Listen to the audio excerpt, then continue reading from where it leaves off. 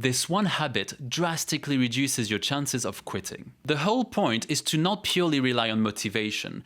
Your plan has a gear for low energy days too, and that's how you stay consistent. Listen, if your fresh start plan for 2026 is to download 7 apps, watch 1 video in the language, then disappear for 3 weeks, well, welcome to the club. But also, please stay, because this video will definitely help you.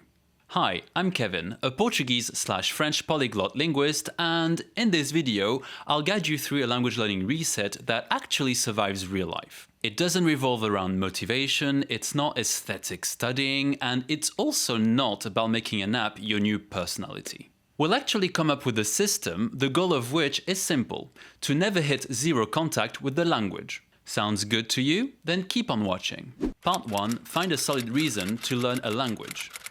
It's super important to pick the right language for the right reason, because this is where people set themselves up to fail before they even start. If your reason is vague, your effort will be vague and the results will show it. Let's use an example. It's useful would not be a solid reason to learn a language. Useful for what, exactly? Let's reframe it. Is it useful for your job next month? For moving countries? For talking to your partner's family? Or for consuming content in that language? Those would be better reasons with real-life stakes behind them. And those stakes are what helps you keep going when the novelty wears off. Generally speaking, a meaningful reason should be based on the following 3 anchors. Anchor 1 is people, a specific person or community you want to connect with.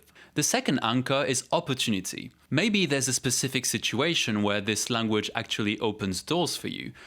A job, a degree, a move, or a real-life project. The third anchor is media. Perhaps you already watch, read, or listen to things in this language and you're tired of living behind subtitles or translation. Hopefully, one of these anchors will help you find a solid reason to learn your language. And by the way, having one solid reason is great, but if you have more than one, that's even better.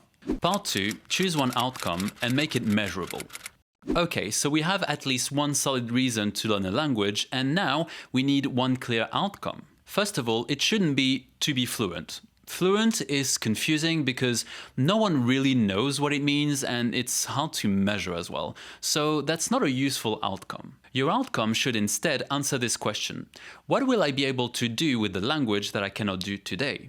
If you're a travel learner, the outcome is not speak with locals. The outcome should be something like I can book things, I can order food, I can ask for directions and handle small talk for 10 minutes without switching to English, for example. If you're a media learner, the outcome is not watch Netflix. It should be I can watch YouTube videos about topics I already know and catch the main ideas without subtitles. If you're a social learner, the outcome is not make friends. It could be something like I can text and send voice notes and understand the replies without feeling like I'm decoding an ancient manuscript. Basically, for this part, we want to avoid vibes as much as possible, because vibes are how you reach March, convinced you're on a language journey, even though the journey never entered the chat. Part 3, build a routine that survives your worst week. Now we need to build a solid routine. Your routine has to survive your worst week, not your best one. On good weeks, momentum carries you, so it's kind of easy. It's the bad weeks that decide whether the routine holds. That's why I recommend you build a 3-level plan: minimum, normal, bonus. The minimum is 10 minutes per day, non-negotiable. Not because 10 minutes is magic, but because 10 minutes keeps the streak alive, maintains momentum, and is low effort. Here's what 10 minutes could look like in real life: 5 minutes of vocab review and 5 minutes of easy input. That's it. Or it could be 10 minutes of reading something graded, or even 10 minutes of shadowing one short audio clip. No matter what you do, the rule is the same. You do something every single day. Then your normal plan could be 30 minutes, 10 minutes vocab review, 20 minutes input, or 15 and 15 for each. As for your bonus plan, it'll be for when you have energy and time. That's when you'll do longer sessions, longer reading, longer listening, or maybe even speaking. The whole point is to not purely rely on motivation. Your plan has a gear for low energy days too, and that's how you stay consistent. Because here is the thing: people who quit don't quit because they're lazy. They quit because their plan requires them to be perfect every single day. And that's just not realistic. Part 4, choosing the right resources. Language learners all love one thing, and it's language resources, because having lots of them feels like progress somehow. You download something, you set up a playlist, you buy a notebook, and your brain goes, "We did it!" But you didn't do it, you just prepared to do it. So what I suggest is to keep it simple. 3 resources max, at least at the beginning. Resource 1 is vocabulary review, some kind of spaced repetition app like Anki, which is a big one. Not because vocab is everything, but because it keeps words from leaking out of your brain like a broken bucket. Resource 2 is input. This means content you can mostly understand, but that still pushes you a little. Think graded readers, podcasts for learners, easy YouTube channels, etc., etc. One important rule here about input to remember: if you understand 5% of your content, you're not studying, you're suffering. Aim for content where you understand around 70 to 90%. That's where your brain can notice patterns and actually learn. So if something is too hard, you don't power through. You downgrade the content or add support. Transcripts, slower playback, easier topics, and so on and so forth. Resource 3 is output. An output can be a tutor, an exchange partner, voice notes to yourself, AI chat, whatever.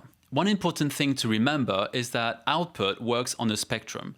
Earlier on, you want controlled output, something like familiar topics, limited context, and repetition. As you improve, you move towards freer output, improvisation and real-time conversation, essentially. Oh, and a few words about why I listed resources in that order specifically. You should always understand more than what you're trying to say. When comprehension comes first, speaking feels manageable. When it doesn't, speaking turns into a crash out. That's why you adjust your output. If your understanding is still limited, you keep output more structured.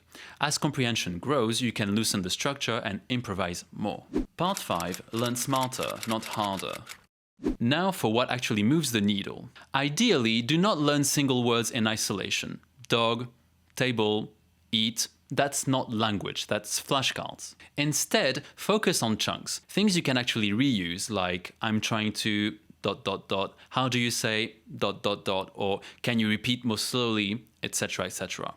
That's real communication, right there. Chunks let you speak earlier with less effort, and they make input easier because you start recognizing patterns. And if you do learn words on their own, make sure you're getting plenty of input so you actually get a chance to see them used in context. Next, pronunciation. Don't ignore it, but don't obsess over it either. The key is to keep it tiny. A couple of times a week, spend 2 to 5 minutes on one short audio clip. Repeat it a few times, record yourself once, compare, learn from your mistakes, and move on. Over time, this compounds. Your ear gets sharper, your mouth becomes more automatic, and pronunciation improves without taking over your study time. Part 6. How you don't quit. This one habit drastically reduces your chances of quitting. Once a week, take 5 minutes and check in with yourself. Ask 3 simple questions. What did I learn this week? What got in the way, and what is one adjustment for next week? This works because it replaces vague feelings with facts. Instead of, I suck at this language, why am I doing this to myself? You focus on what you actually did. And once you can see it, you can look at it more objectively and analyze. On top of that, if you can, and as you're learning during the week, keep very light notes of what you do. Nothing reflective, nothing analytical, just bullet points like, I watched this, I read that, I practiced X grammar point, etc. This will help you with your weekly review, and I think it's kind of nice to be able to, look back on what you've done and see how much you've done. Or maybe that's just me, I don't know. This system I just presented prevents the classic I quit moment. When you miss a few days and think, I don't even know where to restart, you don't really have to think about it anymore. You simply look at the last thing you touched and you pick it up from there. Most people quit at the restart point not because the language is too hard, but because restarting feels overwhelming. So this system attempts to remove the conditions that make quitting feel like the easiest option.